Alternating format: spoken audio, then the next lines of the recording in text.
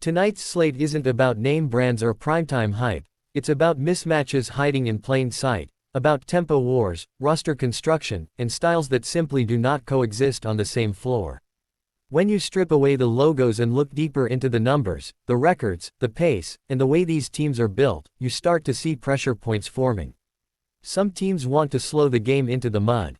Others want to overwhelm you with size, speed, and shot making. And when those worlds collide, the scoreboard tells a story that the box score alone never could.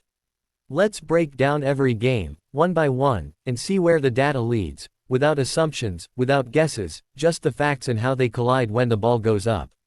Game 1, MC at Houston Christian. This matchup opens with MC laying -12.5, and immediately the story begins with contrast, not just in records, but in identity, resources, and physical profile.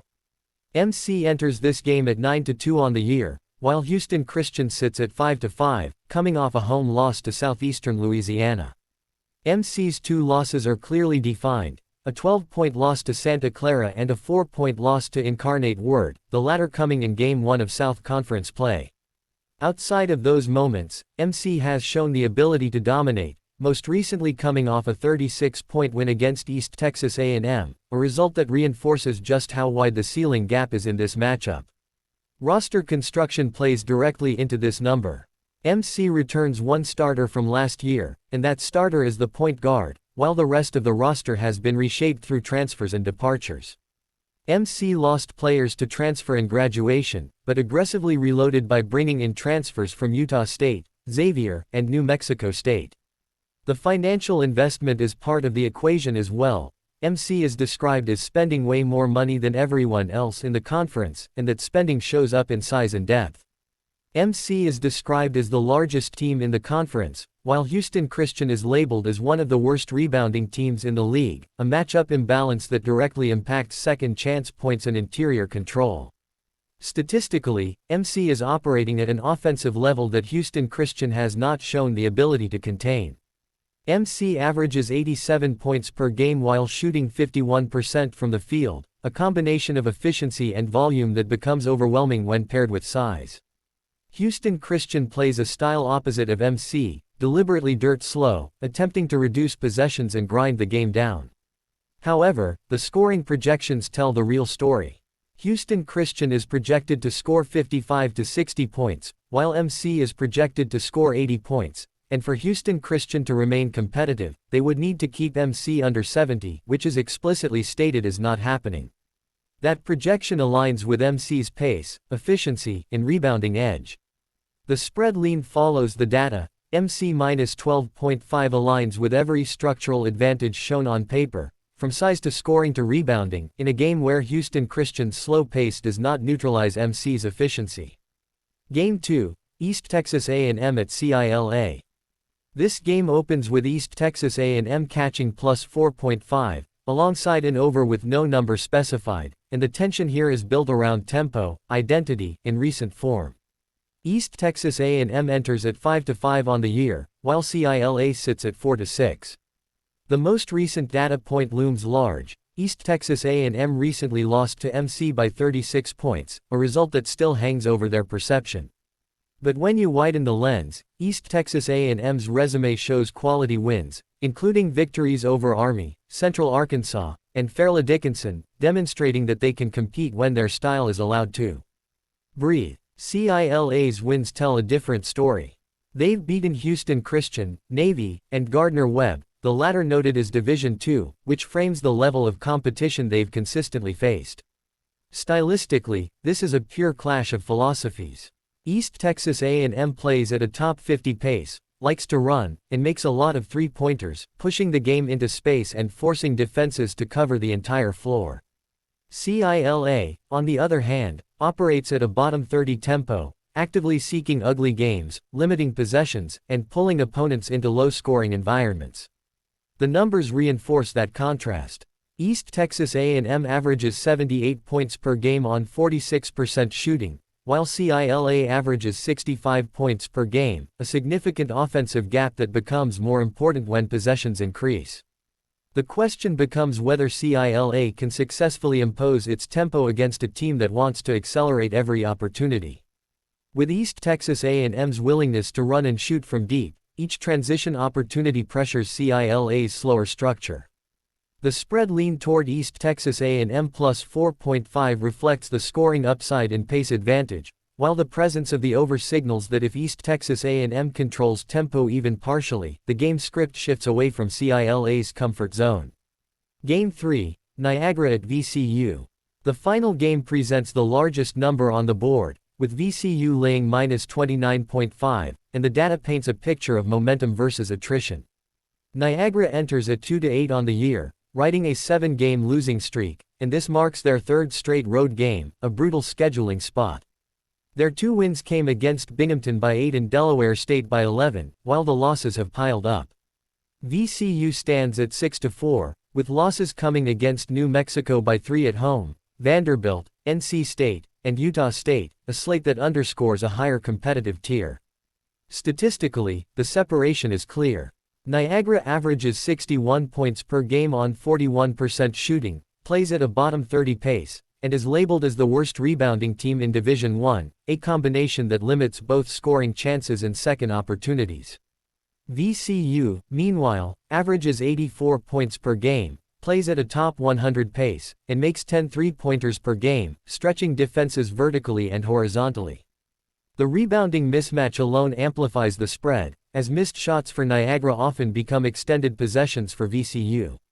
Coaching context adds another layer, with VCU operating under new head coach Phil Martelli, a factor that often shows up in aggressive margins and statement performances. With Niagara struggling offensively, unable to rebound, and playing at a slow pace on the road for the third straight game, the number reflects not just a talent gap but an energy and execution gap. The spread lean aligns with VCU minus 29.5, driven by pace control, shot volume, and rebounding dominance in a matchup where Niagara's structural weaknesses are repeatedly stressed over 40 minutes. Game 4, Incarnate Word at TCU. This matchup opens with Incarnate Word catching plus 1/8, and it's labeled outright as the favorite bet of the day, immediately setting the tone for why this spread deserves a deeper look. Incarnate Word enters at 5-5 on the year, currently on a 2-game losing streak in conference play, while TCU stands at 6-3 on the season. On the surface, the records suggest separation, but the results underneath tell a much tighter story. Incarnate Word's losses include an 8-point road loss to Indiana and an 11-point loss to High Point, while their win over McNeese by 4 highlights their ability to survive physical, competitive games.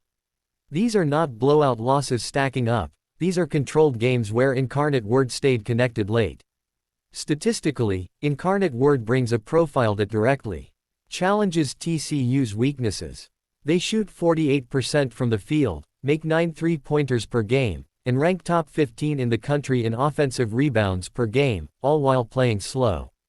That combination matters when you're catching 18 points, because offensive rebounding shortens games, limits runouts, and creates extra possessions without increasing tempo.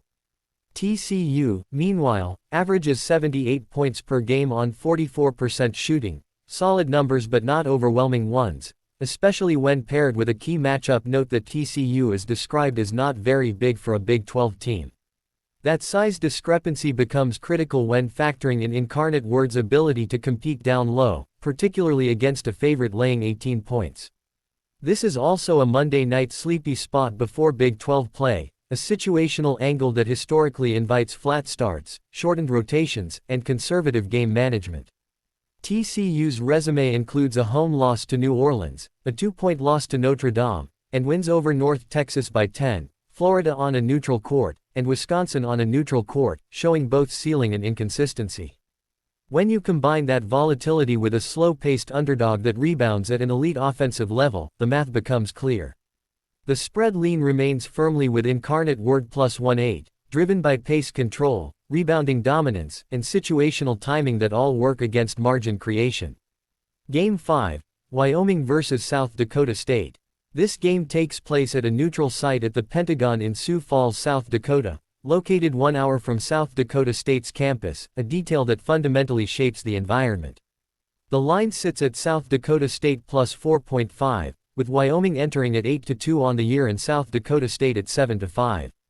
Wyoming's split is stark. They are 8-0 at home and 0-2 on the road, and those road losses came by 4 points at Texas Tech and 8 points at Sam Houston, reinforcing a consistent pattern when elevation and comfort are removed.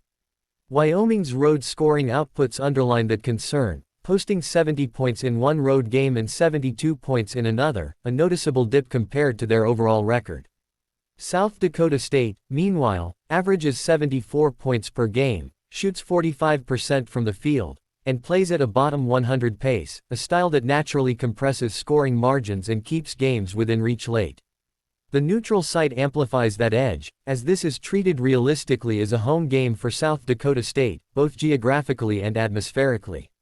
Another key angle sits with Wyoming's home environment. They play at the highest elevation in Division I, an advantage that disappears entirely in this setting. Without that built-in conditioning edge, Wyoming's road issues resurface, especially against a team that plays a lot of close games by design. South Dakota State's tempo control and shooting efficiency align perfectly with a plus 4.5 number, particularly in a game where familiarity with the venue and crowd energy tilts subtly but meaningfully in their favor. The spread lean stays with South Dakota State plus 4.5, rooted in location, pace, and Wyoming's documented road performance. Almost bets and situational leans. Two additional spots fall just short of full card plays but remain important to monitor.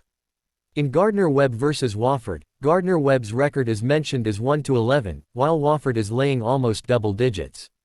Despite the disparity, the lean is toward Gardner-Webb plus N.5, a reflection of inflated perception rather than matchup dominance.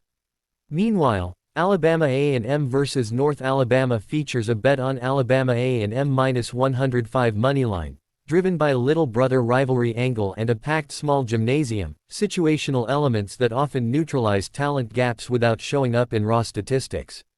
If you made it this far, you're already thinking deeper than the average bettor. These games aren't about logos or hype, they're about structure, pace, and numbers that quietly tell the real story before the final horn ever sounds. If this breakdown helped you see the slate differently, hit that like button. It lets the algorithm know this kind of analysis matters. Subscribe to Beyond the Box Score for daily game breakdowns that cut through the noise and focus on what actually moves spreads. Drop a comment with the game you're watching closest tonight, and as always, we'll be back tomorrow breaking it all down again. One possession, one number, one edge at a time.